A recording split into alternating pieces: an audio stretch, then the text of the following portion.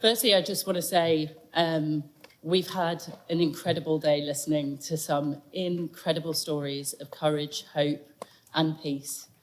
And it's a great honour to be here in front of you all today as change makers, future leaders, peacemakers, to be able to talk to you about this topic. And this topic of children born out of war is so, so crucial. During our discussion, I'll give a brief context and overview as to what children born out of war are, some of the terminology used. Where are these children? Who are they? What barriers do they face? Then I'll dive into my own personal story, my journey, how I've come to be here in front of you today. And then finally, to just briefly recap what all of you in this room can do to support children born out of war. Just firstly, before we get started, I'd like to see a show of hands. So does everyone feel comfortable, and put your hand up if you feel comfortable in understanding what the term child born out of war actually means?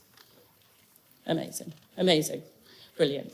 And to those of you in the room today that didn't put your hand up, hopefully by the end of this discussion, this dialogue, this session, you'll feel a lot more comfortable in talking about children born out of war, understanding what their needs are, and also understanding what you guys all can do in this room to help support.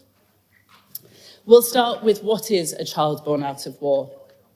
The term child born out of war is a child born out of rape and sexual violence. However, it could also be a child born of a forced marriage during conflict times. It could also be a child born from a peacekeeper consensual or non-consensual relationship that happened during conflict times. And it could also be a child that was witness to sexual violence of a family member or a friend. So there's a large terminology, and that's not all of them. Today, I'm going to speak about children born directly out of sexual violence. We know that rape and sexual violence has been used in conflict times since the beginning of conflict. We know that civilian populations are the ones that suffer the most. We also know that there have been many conflicts. We've heard a lot of them today: Cambodian genocide, Rwandan genocide. We also know that sexual violence was prevalent in the ending of World War II and throughout. We know that during the Rwandan and Bosnian genocide, sexual violence was used strategically to dehumanize and change the ethnic makeup of the next generation. We also have heard today about the wars that continue to rage on: Sudan, Palestine, Ukraine, Syria. These are just to name a few. Sexual violence will be happening and occurring throughout these wars. And with that sexual violence, children will be being born out of it. Looking at the current research, we know that legal proceedings and procedures have failed in prosecuting the perpetrators and actors of sexual violence. We've seen it in the Rwandan case, we've seen it in the case of Bosnia. We also know that this leaves the survivor of sexual violence and potentially their children at risk. And I'll come into more detail when I specifically talk about Bosnia. I'm going to read an excerpt now from the United Nations on what they define sexual violence to be. Rape committed during war is intended to terrorize the population, break up families, destroy communities, and in some instances, change the ethnic makeup of the next generation. It is also used sometimes to purposely infect women with HIV and render them infertile. In Bosnia, it's estimated 50,000 women were raped during the Bosnian War. In Rwanda, it's estimated that between 100 and 250,000 women were raped. And with all of this rape and sexual violence comes children being born out of it. Which brings us on to what are the challenges that children born out of war are facing. We don't currently know what the global figure and how many children born out of war there are. The data isn't there. However, what we do know is some of the children face very specific country challenges and barriers, and others have synergies across and globally. Children born of wartime rape are survivors and victims of sexual violence, as they have intertwined vulnerabilities from birth through to adulthood. The United Nations and the broader international community recognise children born out of sexual violence to be survivors of sexual violence. Similarly to their mothers, survivors of wartime rape, children are marginalised. They're stigmatised. And in many cases, they are completely left. Many survivors of sexual violence can't go back to their families, or villages, or local communities. The stigmatisation is too much. They risk themselves, their livelihoods. These children, to most, are children of the enemy. Children born out of war lack support, especially in accessing education and employment in later life. But children born out of war also lack and face ongoing challenges to have their status recognised, to be recognised as a civilian victim of war.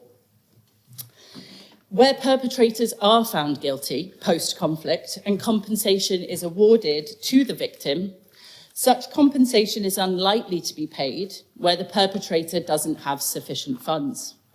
Therefore, there is no alternative process of which a survivor of sexual violence is granted financial reparations.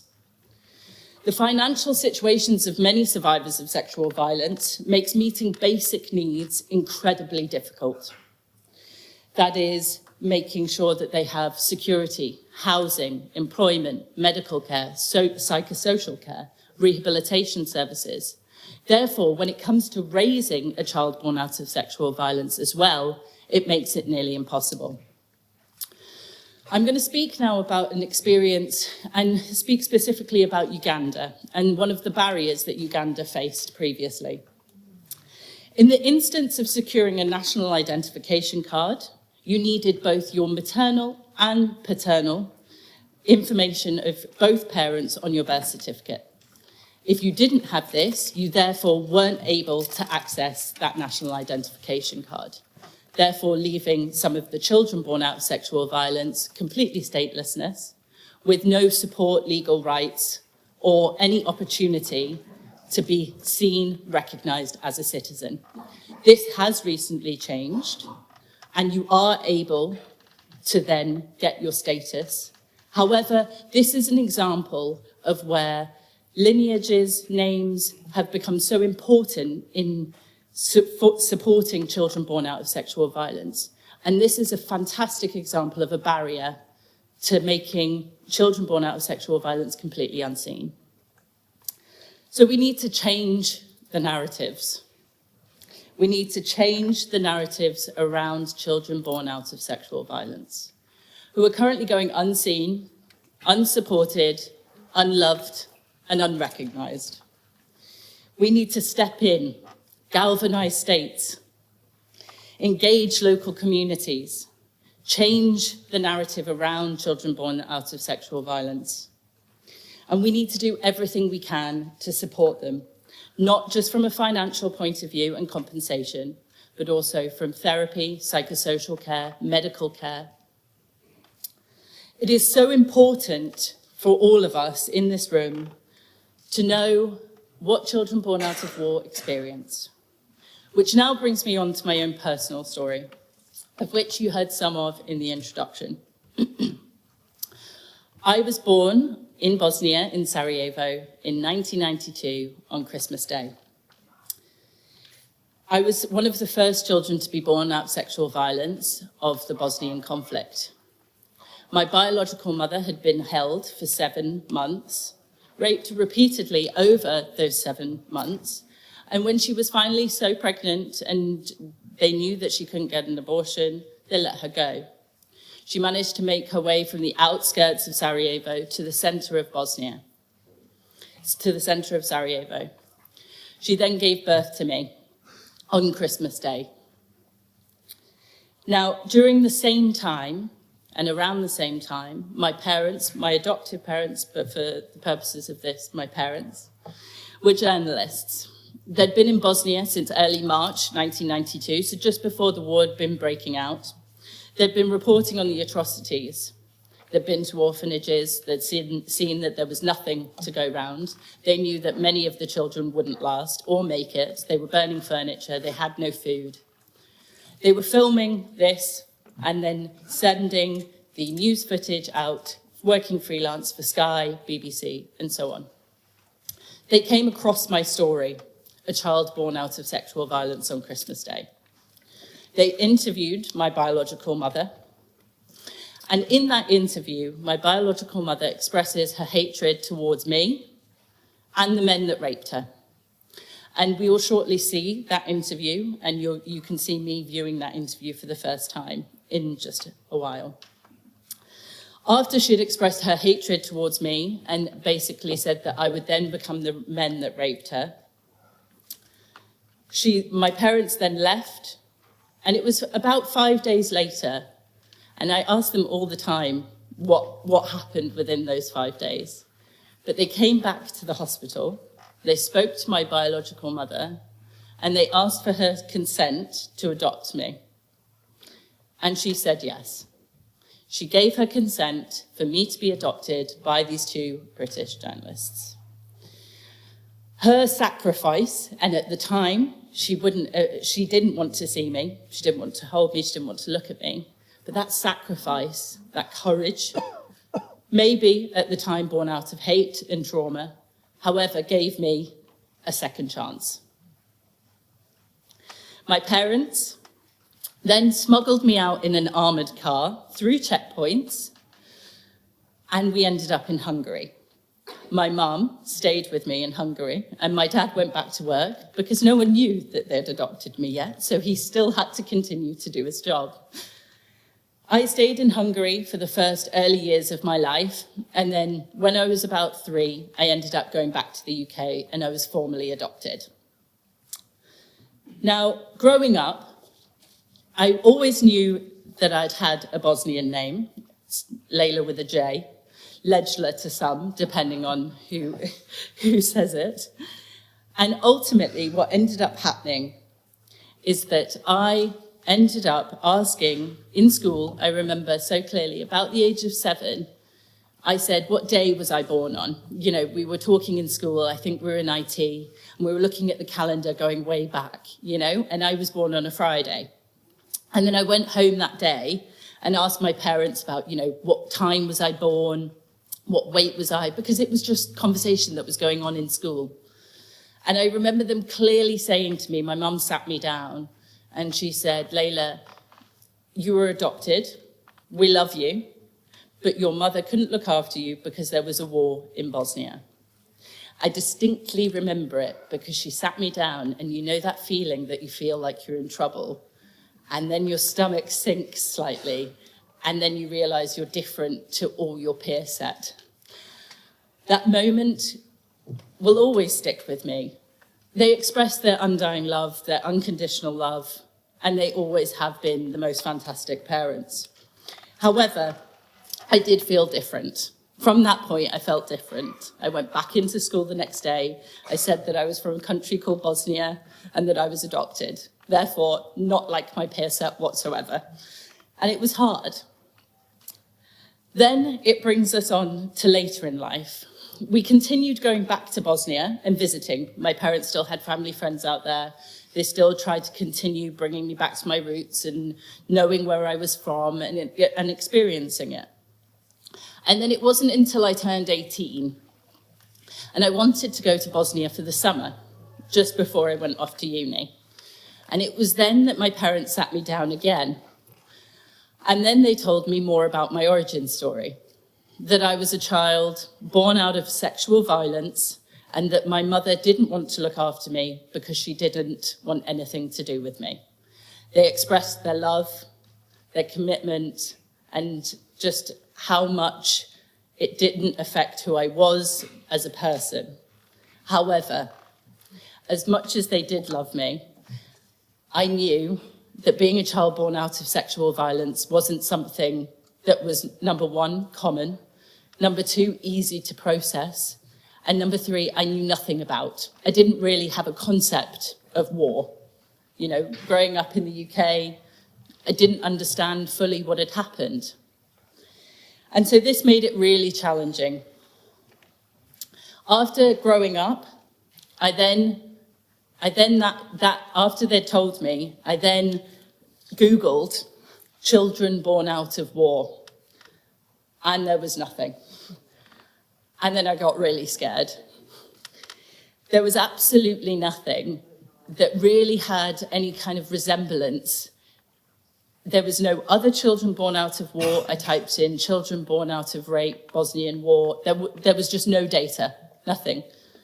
There was some information of children having been born out of the Second World War. So here was where I really started to feel completely isolated and alone. And it did really, really affect my mental health.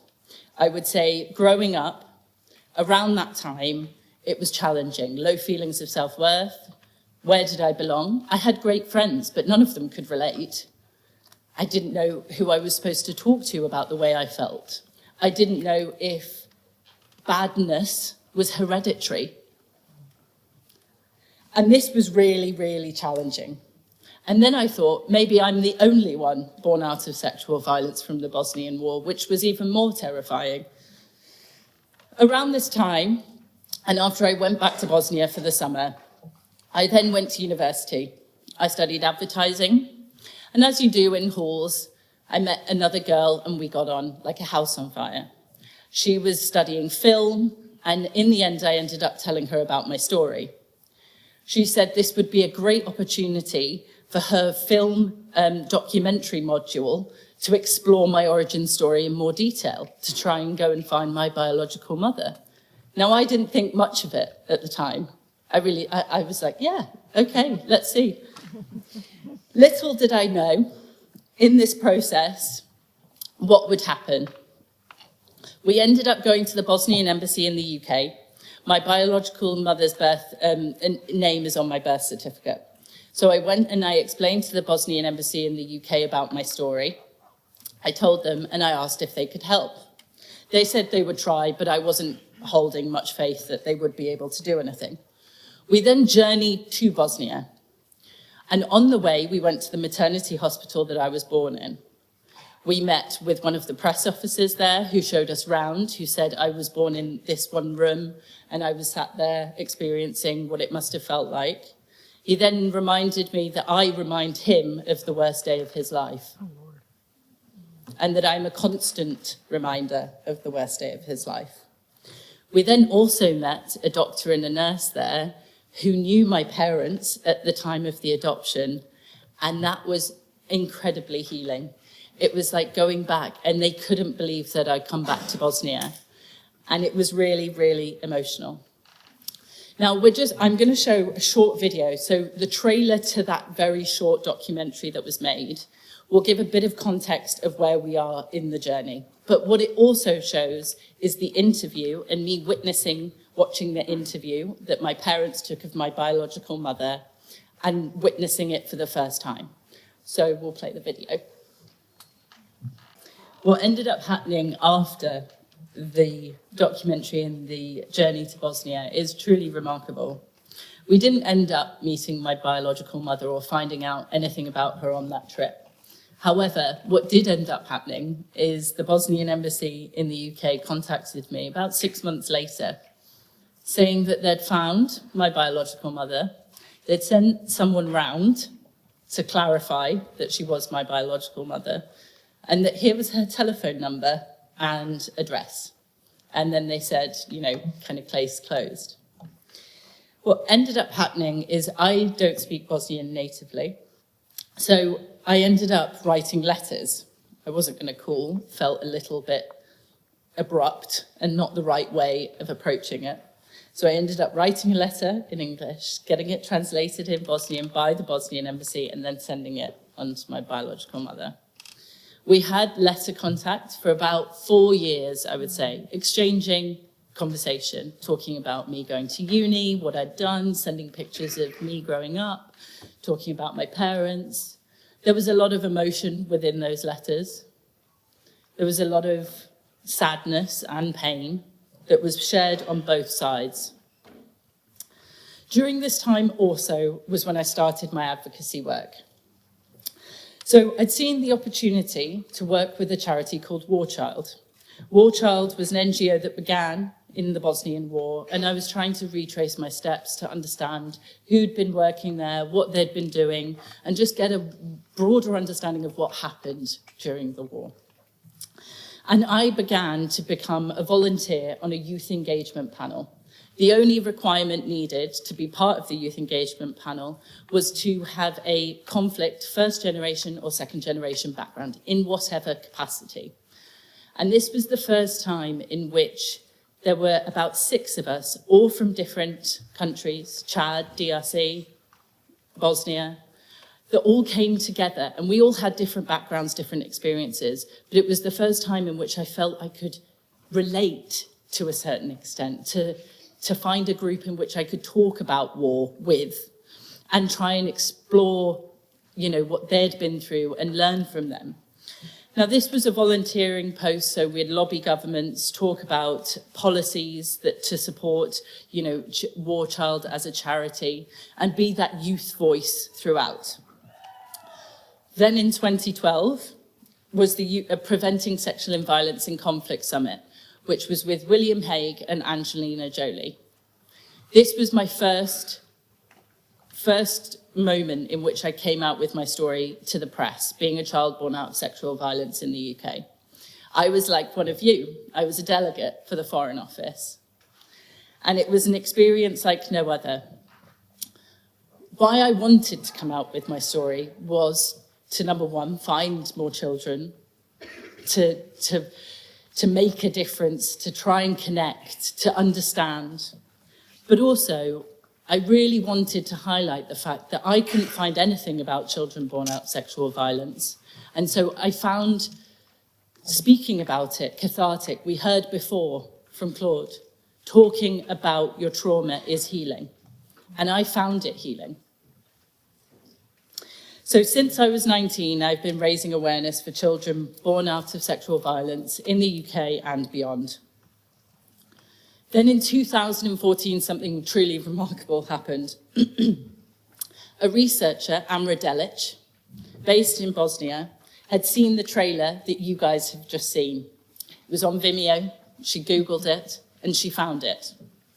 She then wanted to connect with me, saying that she had found other children born out of sexual violence in Bosnia, and she wondered if I wanted to make a connection with them. To me, I was completely overjoyed. Yes, I wanted to make a connection. For me, growing up, throughout those teenage years and also after uni, it had been a real challenge. I had had the privilege of education, healthcare, safety, but I just didn't feel like I belonged. I felt alone. So this was my chance and opportunity to meet other children born out of sexual violence from the Bosnian conflict. I flew out to Bosnia in August of 2014, and I met Ina Jusic, another child born out of sexual violence. I was born on the 25th of December, and she was born on the 25th of September, 9 months later. As soon as we met, we instantly became friends. There was something so unbelievably comforting about knowing that I wasn't the only one. There was also something so unbelievably comforting in being able to talk about yourself and some of the struggles that you face, and knowing and being able to talk freely in a space with someone else that can completely understand the way that you might feel about yourself. Am I a bad person? Am I going to be like the men that ended up raping my mother? It was the most healing experience I've had. I could directly connect with her and her feelings, and she could directly connect with mine. Then I also spoke to her about knowing and having this letter contact with my biological mother, and knew that my biological mother lived in Sarajevo. Ina at the time wanted to help.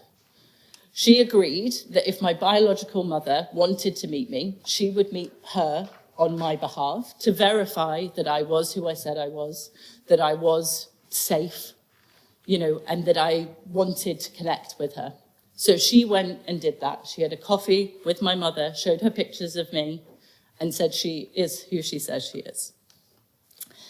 So the date was set, and it was going to be in October of 2014. So in the October of 2014, me and my parents went and flew over to Bosnia. We went to go meet my biological mother, her sister, and my half-sister, who was born out of a consensual relationship post-conflict. Ina was the translator, and it was truly the most magical experience ever. However, probably one of the most intense and anxiety-provoking experiences as well. Everyone was nervous. Ina was nervous, I was nervous, and I remember everyone walking through the apartment door, and I was the last one to go in. My biological mother was standing there in front of me, and she just gave me the biggest hug, and we just had a massive cry. It was incredible and an incredibly healing process. And to this day, I still go back to Bosnia, and every time I do go to Sarajevo, I go and I visit my birth mum. To be clear, there are some challenges that we still face together. When I do meet my birth mum, it's inside. When I do meet my birth mum, it's behind closed doors. There is still a level of stigma and shame from a wider point of view around who I am. Other members of my family, my extended family, don't know I exist. So that is still very prevalent. That silencing, that shame is still very much there. Although it's healing every time we meet and we're learning about each other, it's still a challenge. The space in between myself and her is that silence that we don't talk about. So then what happened afterwards was me and Ina ended up talking about the advocacy that I'd been doing in the UK and that she had been doing in Bosnia. I said to Ina that we need to find more children. There has to be more children. It can't just be us. And here was where the Forgotten Children of War Association started. It started with Amra Delic putting me in contact with other children born out of sexual violence. The children and the community continued to grow. Ina now heads up the Forgotten Children of War Association in Bosnia and is the president. It started with 33 founding members. Since then, it's continued to evolve. The association has continued to grow and ultimately is supporting children born out of sexual violence in Bosnia, but also beyond. So that's not just from a raising awareness point of view, but communicating with the wider society through art, through film, through conversation. And we'll go on to see a video of all the different aspects that the Forgotten Children of War Association are doing to break down barriers, educate, and also reduce the stigma around children born out of sexual violence. And then in 2022, in London, there was another Preventing Sexual and Violence in Conflict Summit. And in this summit, we deployed a platform for action, almost an outline of how governments, NGOs can all support children born out of sexual violence. Now, some of these are just talking about creating space, building opportunities for children to come together and feel safe to communicate with about who they are. Some of it's reviewing law and practice, going back to that Ugandan experience, what barriers are there affecting children born out of war, getting the rights to employment, healthcare, medical care. And this was really the first of its kind, and the Forgotten Children of War Association had a huge input in that. But more recently, the Forgotten Children of War Association has managed to change the law. In one of the districts in Bosnia, it's managed to change the law for children born out of sexual violence to be recognised as civilian victims of war. And this is truly astonishing, because when Ina went to university, what they asked for was her biological father's name on the birth certificate. These barriers to education, to medical care, to healthcare need to be overcome. So although this is happening in one district, we want to take this further. How can we use this in other countries to support children born out of war with barriers we don't even know exist yet? So with this, we now know that it can't be 30 years on from when a war has ended that we start supporting children being born out of it. I'm an adult now, not necessarily a child anymore. But we need to act sooner, and we need to support children sooner. And more recently, as it was mentioned in the introduction, the Forgotten Children of War Association, myself, Heine, and another man, Alan, all won the Oslo Human Rights Award, recognising that raising awareness for children born out of sexual violence is really important. It's challenging, but also recognising that changing the law and continuing to drive meaningful change and peace within this area is hugely important. Also to continue with the strength to take it forward. I'm going to show now a 6-minute video, and it will just outline what the Forgotten Children of War Association does, but it will also give you an introduction to Aina Jusic and Alan. When I first came out about my story, it was never on any agendas, it was never discussed. And for the first time last year, I went to a conference in Washington whereby children born out of sexual violence was on the agenda as a topic and as a discussion. And that is progress. It happens slowly sometimes, but you continue to drive it forward. It is the right thing to do. And this is the work. This is peacemaking, this is change-making, and this is what it looks like. So we know that children born out of sexual violence are hidden, they're invisible. And you've heard my own personal story today as a child born out of sexual violence. You've heard Aina's story, Alan's story. All of our stories are different. And we're just 3 children born out of sexual violence. There are thousands.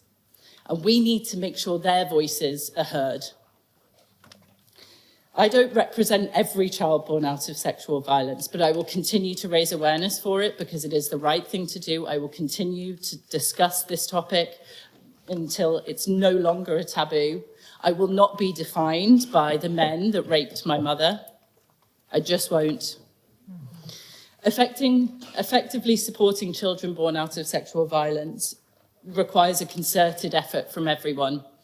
It requires governments, political leaders, NGOs, local communities to all come together to break the stigma, the marginalisation of these children. As I mentioned before, in 2022, the Platform for Action was deployed, which was a document created by the Foreign Office and the Forgotten Children of War Association, looking at how we can continue to promote. That involves creating spaces, reviewing legal policies, and encouraging child-sensitive approaches. And already you can see the Forgotten Children of War Association are already working in breaking down these barriers. So if there's one thing that I want you to take away from today, it's that every single one of you in this room can make a difference. Every single one of you, even just by talking about children being born out of sexual violence, even just by knowing, you can become an ally. Your awareness in itself will drive and help create change. We know I started doing my advocacy work 12 years ago. I didn't think that 12 years later I'd be standing in front of every single one of you today. Future leaders, change makers, peacemakers. The actions of my biological mother to give me up for adoption, the actions of my parents to adopt me, and all of those impacts in between are the reason why I'm standing here today in front of you. And it's their courage, their love, that is the reason why I'm here.